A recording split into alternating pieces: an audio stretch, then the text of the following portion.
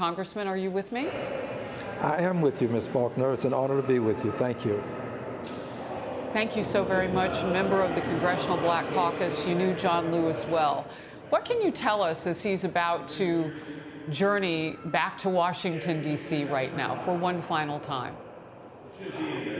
May I please send my sympathies and condolences to family members, friends, all who loved him. They miss him, and of course, I miss him as well. Thank you for the opportunity to be on. Let me reflect for just a moment. The Honorable John Lewis was born at a time when he could buy a hat, but he couldn't try it on. He had to go to colored water fountains. He had to go to the back door to get his food at restaurants. He could not sit in the front of the bus, the back of the bus. He was a son of the segregated South, son of sharecroppers, descendant of slaves. But isn't it wonderful that we live in a country where you can do what he did and not allow the times to define you? He decided to change the times that he lived in, and he became the sermon that he preached. He taught and preached peace and nonviolence, and he lived it. And it made all the difference for so many people in this world. And today, a person who's a son of the segregated South will be honored. He will lie in state in the rotunda of the Capitol of the United States of America. It's a marvelous thing to see taking place. My hope is that we will remember him for the notion that one person on the side of righteousness, one person who will stand for principle, one person who will not give out, as he would say it, not give up, not give in, can make a difference in the lives of all persons. God bless him. I love him dearly. Congressman Green, before we let you go, we are waiting for this procession to happen. What words have been spoken on the Hill this week that really stood out to you? We had Senator Tim Scott on moments ago, and he blessed us with his perspective, and you have just now as well. Are people talking about him? Of course. He is the talk of the Hill. He made such a difference in the lives of people on the floor of the House that he would obviously be a person that we would all want to say something positive about. We've had an opportunity to do so on the floor of the House, but in quiet conversations, persons are talking about him. He made a difference. Let me just share this with you. It's important to note, many pieces of legislation passed because he voted for the legislation. He was the true north for righteousness, the moral compass of the Congress. We say that he was the conscience of the Congress. I like to think of him as the moral compass. He was the true north for righteousness.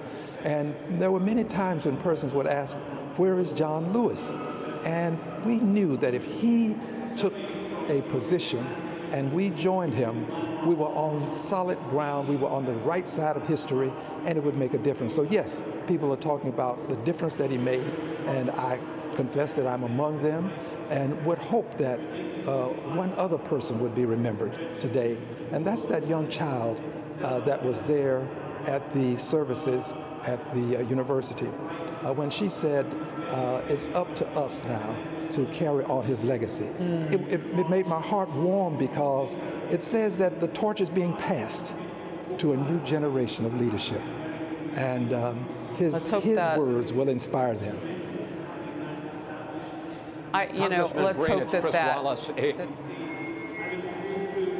Congressman Green, it's Chris Wallace here. I want to talk to you about this issue of nonviolence, because it certainly is the principle that defined John Lewis's life. He was one of the original freedom riders back in 1961 who got on buses and went from city to city because it was illegal for African Americans to be in the same bus with whites traveling, and he would get to a Greyhound bus station and local authorities or local ruffians would bash his head in. Then, of course, there was the March on Washington. There was the Bloody Sunday when he got his head cracked for just wanting to walk across a bridge and push for voting rights for African Americans. When I interviewed John Lewis, he said that Lowndes County, the area around Selma, picked itself as the place for this voting rights march because he said 80% of the people in Lowndes County were African American,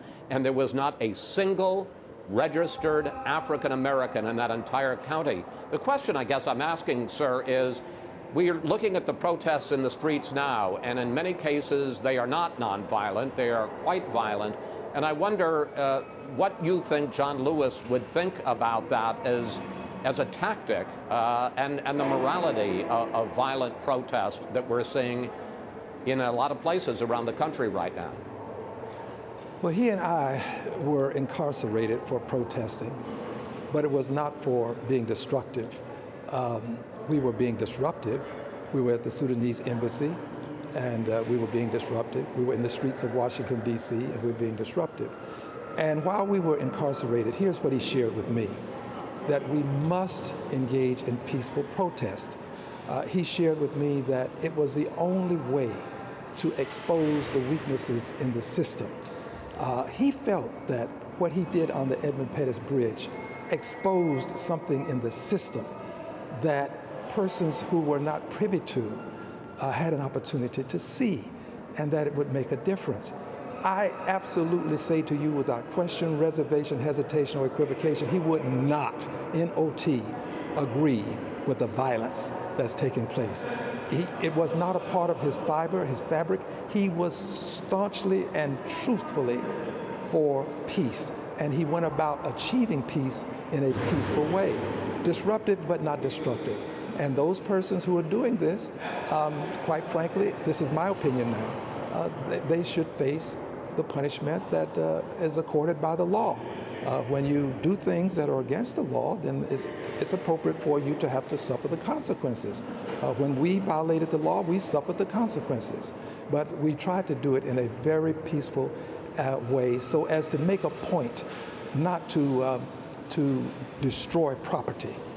We were not about that. He was not about that. So he would not approve of it, not at all. He would approve of the peaceful protest that's taking place, absolutely, but not those that are destructive. Disruptive, but not destructive.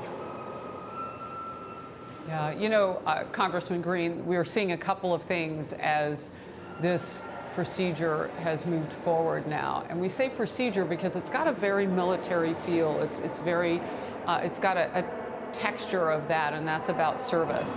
And you saw the color guard on the tarmac there. I mentioned that the Speaker of the House and other members who she's joined by Joint Base Andrews leadership there, the commander of the base is with her as well as other military. So as this, you see the truck at the bottom of the screen pulling up. Congressman Green, we appreciate you being with us today and getting us set for this big moment as John Lewis goes home on his journey and will stop into Washington, D.C. Thank you very much.